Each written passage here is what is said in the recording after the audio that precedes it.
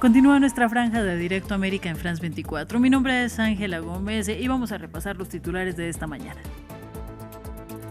Tras continuas amenazas de una intervención militar en Irán, Donald Trump dijo que la represión parecía estar disminuyendo frente a las protestas antigobierno. Pero Washington no descarta una acción militar contra Irán y está monitoreando la situación tras reportes de al menos 2.500 muertes, según organizaciones iraníes de derechos humanos. Militares franceses y alemanes llegan a Groenlandia. Los aliados de Dinamarca se preparan para ejercicios militares en respuesta a las intenciones de Donald Trump de controlar la isla, para, según él, garantizar la seguridad estadounidense. La primera ministra danesa reiteró este jueves su desacuerdo fundamental con Washington. Y Groenlandia fue uno de los temas que mencionó el presidente francés Emmanuel Macron durante su discurso a las Fuerzas Armadas. Destacó la necesidad de un rearme francés frente a las amenazas en Europa. Indicó que quería dedicar 36.000 millones de euros hasta 2030 para las Fuerzas Armadas. Y en nuestro segundo reportaje del día veremos cómo Italia se prepara para albergar los Juegos Olímpicos de Invierno, mejor conocidos como Milán Cortina 2026, que empiezan el próximo 6 de febrero. ¿Qué desafíos enfrentan los organizadores? Lo veremos más adelante. Primero vamos con las noticias.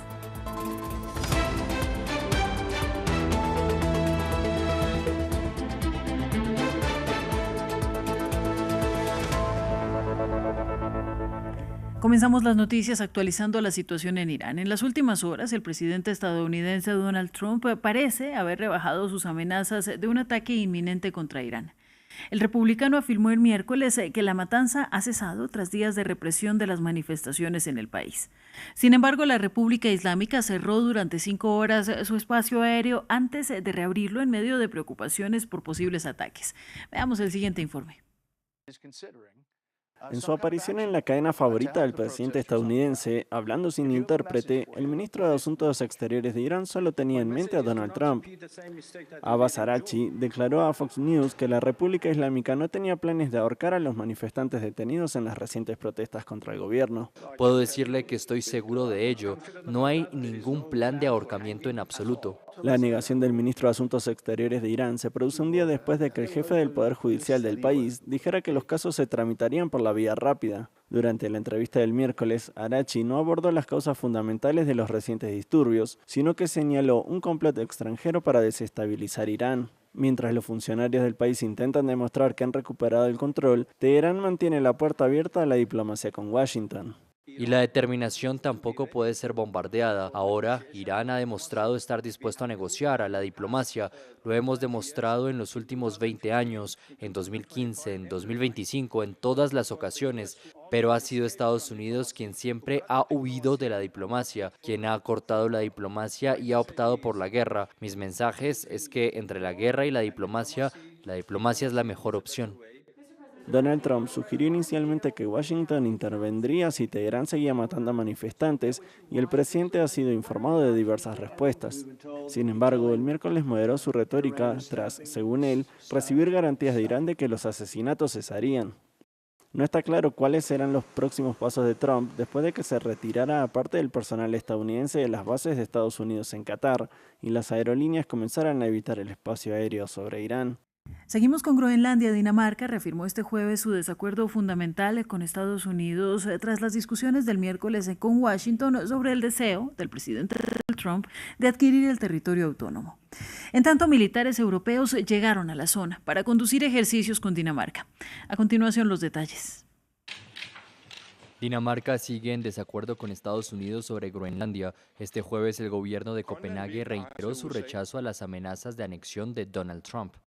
Hay un desacuerdo fundamental porque la ambición estadounidense de tomar control de Groenlandia permanece intacta.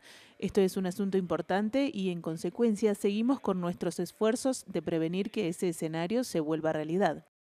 Un anuncio después de las conversaciones del miércoles entre el ministro de Exteriores danés con el vicepresidente estadounidense J.D. Vance y el secretario de Estado Marco Rubio en Washington. Sin embargo, ambas partes acordaron crear un grupo de trabajo para explorar formas de gestionar esas diferencias. Pero tanto Dinamarca como Groenlandia subrayaron que el presidente de Estados Unidos, Donald Trump, parece querer controlar la región semiautónoma. una medida que describieron como una violación inaceptable de la soberanía. Creo que es muy importante reiterar lo clave que es para nosotros reforzar nuestra cooperación con Estados Unidos, pero eso no significa que queramos pertenecer a Estados Unidos. Apenas unas horas antes de la reunión, Trump reiteró su postura, afirmando que Estados Unidos necesita Groenlandia por motivos de seguridad nacional y que si no la consigue lo harán China o Rusia. Sin embargo, se mostró optimista sobre posibles conversaciones. Tengo una muy buena relación con Dinamarca y veremos cómo se resuelve todo. Creo que se llegará a un acuerdo. Mientras Trump intensificaba su retórica, Dinamarca anunció que reforzaría su presencia militar en Groenlandia, junto con otros aliados de la OTAN. Francia, Alemania, Suecia y Noruega confirmaron poco después que enviarán tropas a la isla ártica. Y justamente Groenlandia fue uno de los temas mencionados por el presidente francés Emmanuel Macron durante su discurso para las Fuerzas Armadas, quien anunció el envío de más soldados a la isla. El mandatario justificó el incremento del gasto militar, que según dijo llegará a los 36.000 millones de euros hasta 2030. Macron dijo que estas acciones solo obedecen a la necesidad de ser temidos en alianza con los demás líderes europeos ante posibles amenazas venideras. Nuestra periodista en París, Erika Olavarría, nos amplía. Justamente un discurso muy potente, Ángela. Recordemos que son los deseos de nuevo año para los ejércitos. Recordemos que el presidente es el jefe de las Fuerzas Armadas en Francia y justamente él repitió una frase que ya había dicho el año pasado. Él dijo que estábamos en un mundo en que la amenaza se aceleraba y entonces había que acelerar el rearme. La frase es: dijo que para ser libres hay que ser temidos y para ser temidos hay que ser poderosos. Y comenzó haciendo un balance de lo que ha sido su gestión, pues si se aprueba la nueva ley de presupuesto militar que ha aumentado y ha duplicado en realidad el presupuesto de la Armada, efectivamente el gobierno de Emmanuel Macron tendría ese logro de haber duplicado ese presupuesto para las Fuerzas Armadas que están, digámoslo, a nivel equipamiento bastante atrasadas. Así que él se jactó que en el año 2017 se había comprometido a aumentar el presupuesto en un 2% anual del PIB y que ya con la ley del año 2023, recordemos, se prometió un aumento del presupuesto a 413.000 millones de euros. Él anunció y además un esfuerzo extra para el periodo 2026-2030 de 36.000 millones de euros, 3.500 a partir de este año. Él dijo que en ese sentido, y también se jactó de haber sido visionario con su idea de la Europa de la defensa, esta necesidad de que el continente adquiera soberanía e independencia justamente defensiva de los Estados Unidos sobre todo, y por lo tanto él dijo que los otros países ahora le daban la razón, sobre todo después de que estalló el conflicto en Ucrania, donde varios países, incluida por ejemplo Alemania, decidieron rearmarse. En otros temas, la opositora venezolana María Corina Machado, ganadora del Premio Nobel de la Paz, será recibida por Donald Trump en Washington este jueves. Ella, que compartió su premio con Donald Trump al recibirlo y lo felicitó durante la intervención estadounidense en Caracas el 3 de enero, intentará abogar por un cambio democrático para su país, después de que Trump dijera que no tenía suficiente apoyo para gobernar. Un encuentro que se da además un día después de que Trump tuviera una llamada con Delcy Rodríguez, presidenta interina de Venezuela. Empezar a construir. ¿Ofrecerá María Corina Machado su Premio Nobel de la Paz a Donald Trump durante su visita a la Casa Blanca este jueves? Para algunos especialistas, la marginación del presidente estadounidense hacia Machado y a toda la oposición de derecha venezolana desde la captura de Nicolás Maduro se explica por su enojo al no haber recibido el Premio Nobel de la Paz en octubre pasado. Mientras tanto, fue a la actual presidenta encargada de Venezuela, un producto puro de la izquierda chavista, a quien Donald Trump elogió el miércoles. Tuvimos una gran conversación hoy, es una persona maravillosa, es alguien con quien hemos trabajado muy bien. El inquilino de la Casa Blanca está más que satisfecho con Delcy Rodríguez, ya que su administración confirma que Washington ya ha vendido petróleo venezolano por valor de $500 millones. Caracas parece plegarse al dictamen de Estados Unidos y está multiplicando sus gestos de buena voluntad, como es el caso de la liberación de decenas de opositores políticos en los últimos días y de una quincena de periodistas el miércoles. El mensaje es muy claro.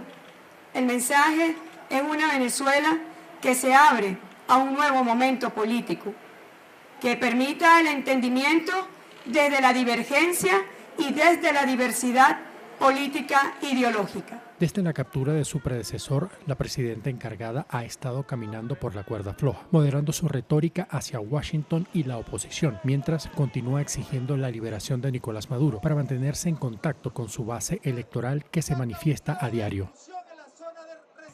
En Estados Unidos, un agente federal disparó e hirió a un inmigrante en Minneapolis el miércoles en la noche, según funcionarios federales.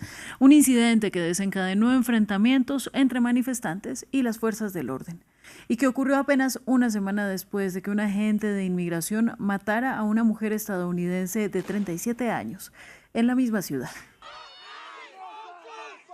En otras noticias, los ugandeses votan en unas tensas elecciones presidenciales y legislativas, tras una campaña violenta impactada por el bloqueo de Internet, mientras que el presidente Yoweri Museveni busca extender su mandato a una quinta década.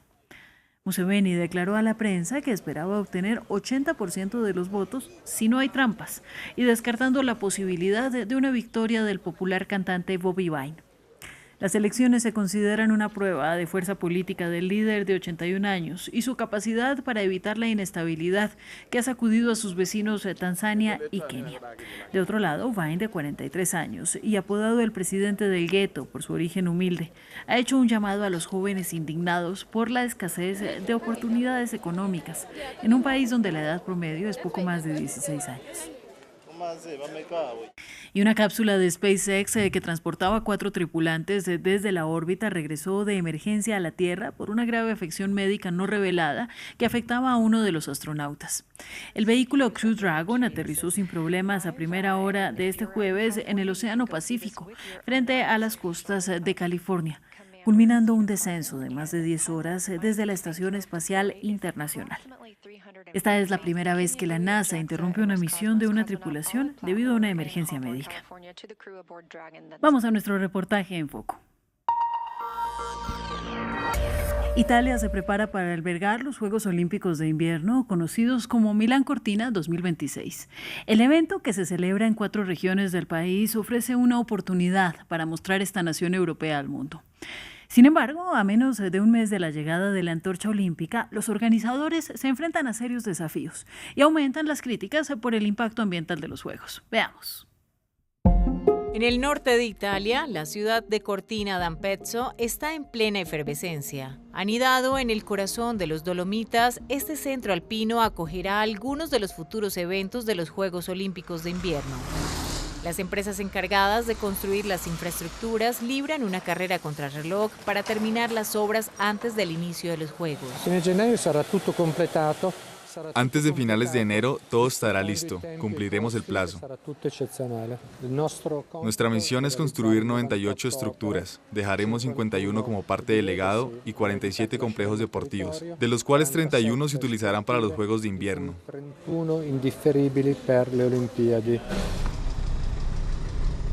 A pesar del entusiasmo general, crecen las críticas. Este lugar simboliza la polémica pista de bobsleigh. Para construirla se talaron cientos de grandes árboles. Luigi Casanova dirige una asociación ecologista que se opone al masivo hormigonado de una zona rica en biodiversidad alpina. Mire, podemos ver la nueva pista allí. Esta zona albergaba 500 alerces. Era un gran bosque de árboles antiguos, alerces de 150 o 200 años que han sido talados. Un crimen. Eran árboles monumentales y ahora hemos perdido ese gran patrimonio natural. Para acoger los Juegos se han transformado casi 60 hectáreas, una transformación a menudo irreversible que daña la montaña. El verano pasado, este chantier de un telesilla provocó un corrimiento de tierra que dejó una grieta de 15 metros en el suelo. El corrimiento ocurrió justo encima de esa excavadora. Estamos en una zona propensa a deslizamientos, un área históricamente muy frágil desde el punto de vista geológico. Es una zona de piedra kárstica, típica de los Dolomitas, susceptible a derrumbes y donde sabemos que el terreno se desplaza hacia el valle unos 2 o 3 centímetros por año.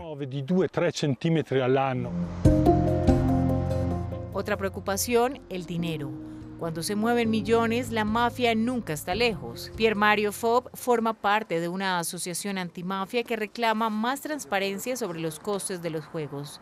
Existe el riesgo de infiltración de grupos criminales organizados, especialmente en las subcontrataciones. Puede venir de empresas que parecen perfectamente legítimas sobre el papel, pero que al examinarlas más de cerca pueden estar dirigidas por testaferros. Una preocupación real. En 2025, más de 40 empresas vinculadas a diferentes mafias italianas fueron excluidas de las obras de los juegos. Los grupos criminales más interesados eran la Camorra y la 'Ndrangheta, y en menor medida la mafia siciliana y la mafia foggiana. En la mayoría de los casos hablamos de pequeñas empresas que suministraban materiales para el sector de la construcción y la mano de obra. El prefecto Paolo Canaparo dirige una fuerza especial dentro del Ministerio del Interior. Unos 60 agentes especializados trabajan en inspecciones antimafia de todas las empresas implicadas en las obras olímpicas. Se han controlado 6.000 empresas. Hemos realizado verificaciones antimafia sobre todas, independientemente del tamaño del contrato. Analizamos los perfiles de los directivos, las listas de empleados, pero también sus relaciones comerciales y sus propios proveedores.